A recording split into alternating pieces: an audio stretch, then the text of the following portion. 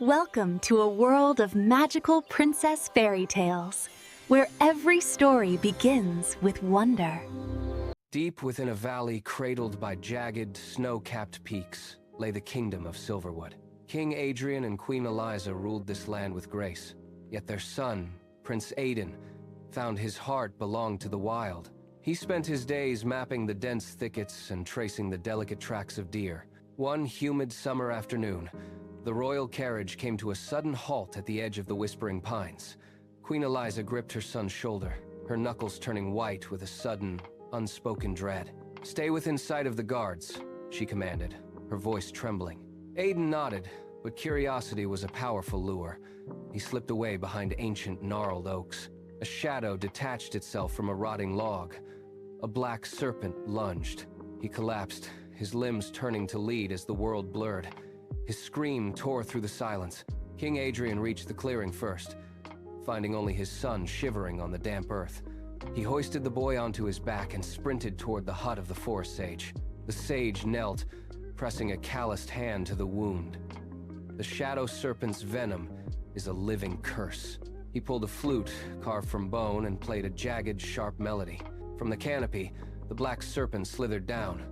It drew the black ichor back into its own body. The serpent shriveled, turning to ash, but in the shadows, a pair of emerald eyes watched. Lyra descended that night, her form shifting into a woman with hair like dark silk. She crept into the palace, a dagger glinting in her hand. But as she leaned over the sleeping prince, she felt a pulse of energy. She froze, her hand trembling, and withdrew into the night. Days later, Aiden returned to the forest and found her standing by the stream. She introduced herself as Lyra. For weeks, they walked the palace gardens. Aiden was captivated by her stories of the deep woods, but Queen Eliza remained watchful, a mother's intuition sensing the strange aura. One evening, she saw at Lyra's skin rippling into emerald scales under the twilight. Under the light of a swollen full moon, the sage cast a circle of blinding light. Her human guise began to shatter. Her bones cracked as she transformed.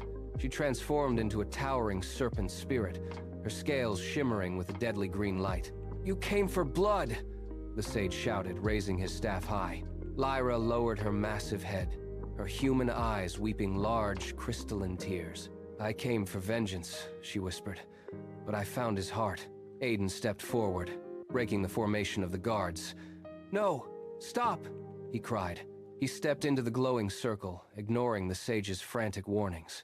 He reached out, his small hand resting against the cold, hard scales of the beast. "I choose her," Aiden declared, his voice unwavering. The sage looked at the boy, then at the weeping spirit, and let out a long, weary sigh. "The price of remaining is your essence," the sage warned. Lyra did not hesitate.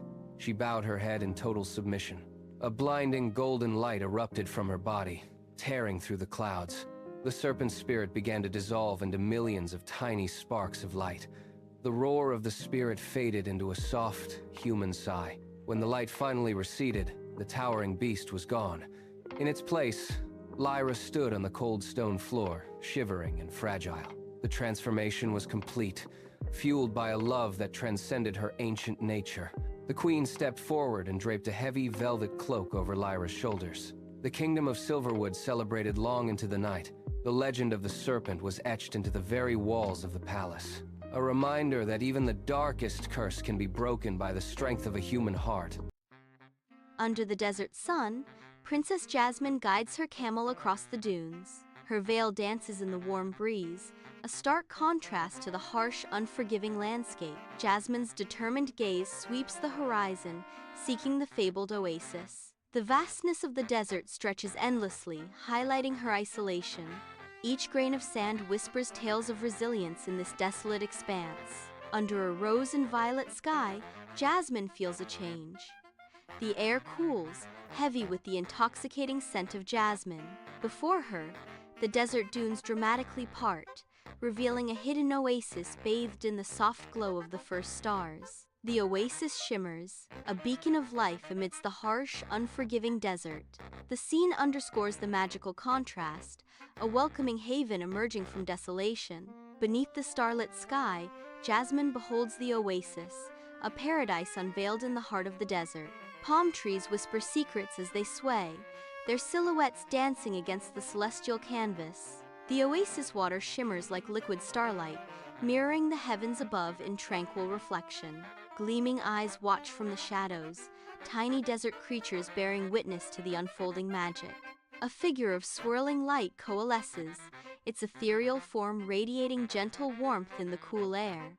"I am Zamir, the Djinn of Wishes," the luminous being proclaims, his voice echoing through the oasis. Beneath a starlit oasis sky, Zamir points, presenting Jasmine with the first riddle. Her eyes follow to a thorny cactus. A tiny sand sprite shimmers faintly, trapped within the cactus's sharp embrace. A silent plea hangs in the desert air. With infinite gentleness, Jasmine frees the creature, her touch careful as she navigates the thorny prison. The oasis glows brighter, acknowledging Jasmine's kindness as the sand sprite dances free.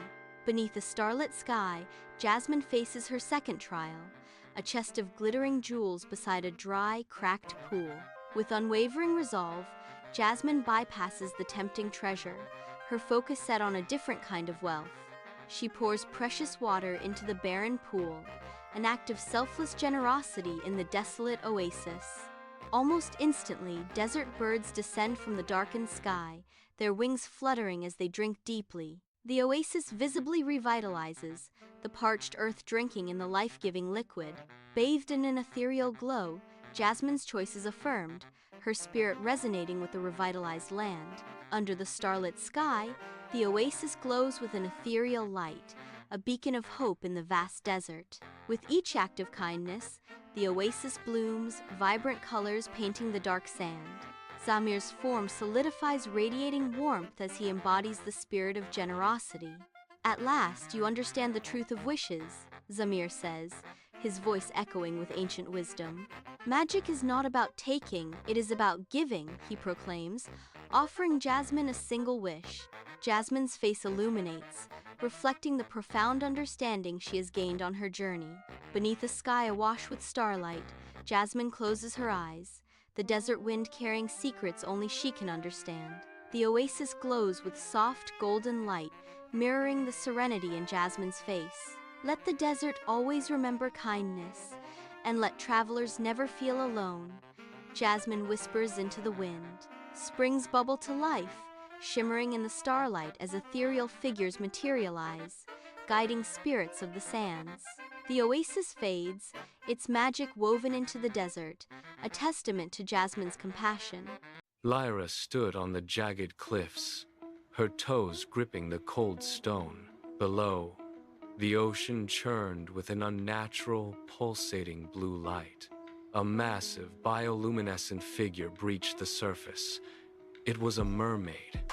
"The Tide Kingdom is fading," the mermaid said, her voice echoing. Lyra looked at her own hands, then at the horizon. "The shadow tide has returned to claim the throne you left behind." Suddenly, the water rose, forming a liquid pillar around Lyra's ankles. She did not fall. Instead, she was lifted into the air. A glowing, intricate crest ignited on her wrist. Lyra felt the fabric of her clothes dissolve, replaced by strength. With a final breath of salt air, she plunged into the depths. She dove deeper and deeper, her body cutting through the blue. The underwater city of coral towers lay in ruins. At the center, a vortex of darkness writhed. Shadows whispered in Lyra's ears, mocking her human life. They hissed of failure and the end of her lineage. She ignored them, swimming toward the vortex with a steady heart. She could feel the heartbeat of the kingdom, calling out. She raised her glowing wrist. The water began to vibrate. "I am the princess of the tides," she shouted. She thrust her palms forward, channeling every ounce of her will. A shockwave of pure, blinding light erupted from her body. The shadow tide shrieked as the light incinerated its form, turning the suffocating darkness into harmless, rising bubbles. The light spread like a wildfire under the sea. The coral towers regained their vibrant hues of pink and gold. schools of fish returned, their scales catching the new light.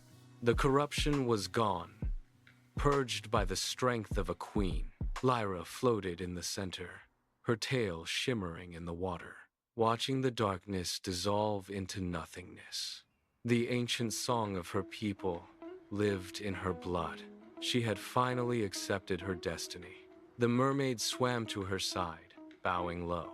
"You chose your path, princess," she said. Lyra looked up toward the surface, where moonlight filtered down, promising that this was only the beginning of her reign. And that's where today's magical story ends. But the mystery continues.